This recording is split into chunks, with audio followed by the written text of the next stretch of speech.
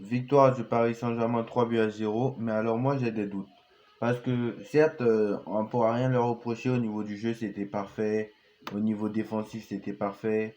Au niveau milieu de terrain, c'était parfait, mais il y aurait des choses à corriger. Au niveau attaque aussi. Mais alors, l'inquiétude, c'est que ces trois quarts des joueurs qui ont été alignés ce soir ne joueront pas contre le Milan AC. Donc ça peut poser problème, honnêtement.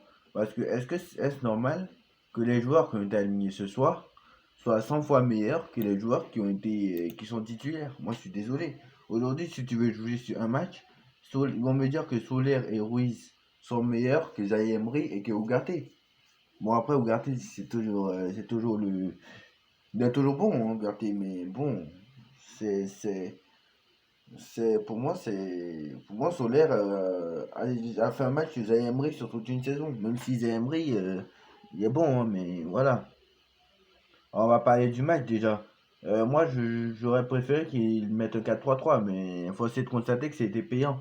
Honnêtement, ce 3-3-3-1, jamais je l'aurais cru. Même la presse n'a pas deviné. Et encore une fois, ils se sont encore une fois trompés. Parce que Luis Enrique nous a encore inventé une composition d'équipe. Mais alors, encore une fois, sorti de nulle part. On ne sait pas où sort ses compos d'équipe, lui encore. Bref, Ramos qui obtient un penalty au début. Mbappé qui le transforme. Bon, après, ça aurait été mieux si Ramos tirait, mais bon, je sais pas. Mbappé qui marque. Mbappé passeur. Un but et une passe, c'est normal pour Mbappé. Bon, assez impressionnant quand même. Bon, après Mbappé, fidèle à lui-même, je pense qu'il s'est refait un peu la cerise en équipe de France. Ça lui remet en confiance. C'est déjà pas mal. Le Solaire, Solaire buteur, Fabien Ruiz buteur, Solaire un but et une passe comme Mbappé, j'aurais jamais cru. Et lui il n'a pas marqué son penalty. Donc quand même assez incroyable ce match. Bon, Luis Enrique a fait tourner, c'est normal. Les changements, bon, Barcola qui est rentré, qui est sorti, et Dembélé qui est rentré, bon, n'a pas fait grand chose. Colomani qui est rentré était inexistant. Mukele de retour, ça fait du bien aussi.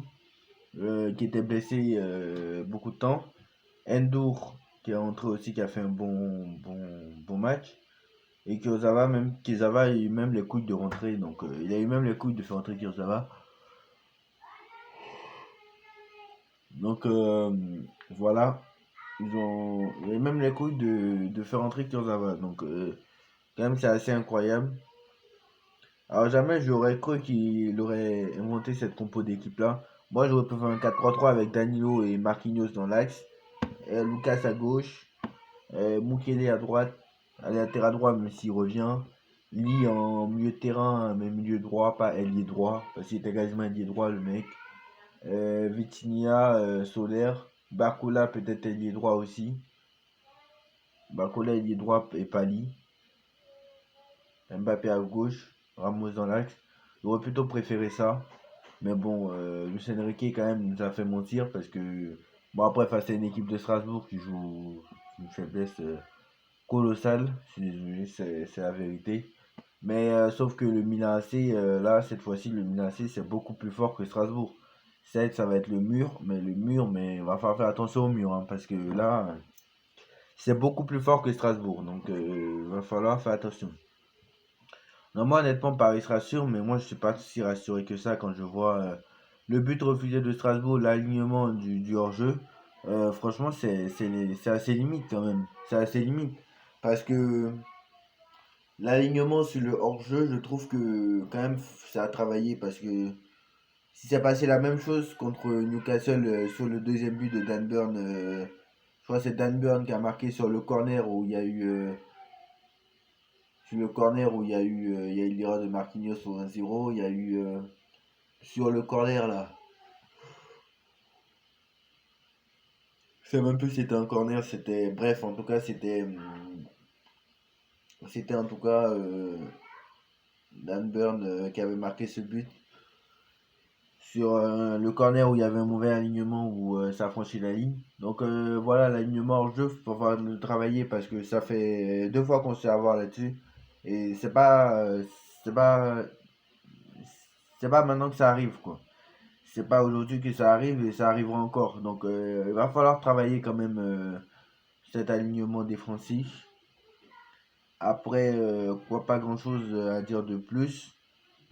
Franchement, voilà. C'est qu'aujourd'hui, les joueurs qui ont été performants ce soir ne vont pas jouer contre l'AC Milan. Soler, Ruiz ne vont pas jouer contre l'AC Milan alors qu'ils ont 8,8 et 8,4.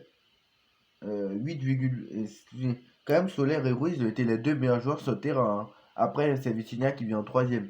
Donc Soler et Ruiz ont été les deux meilleurs sur le terrain, mais c'est les deux qui ne joueront pas contre le Milan AC.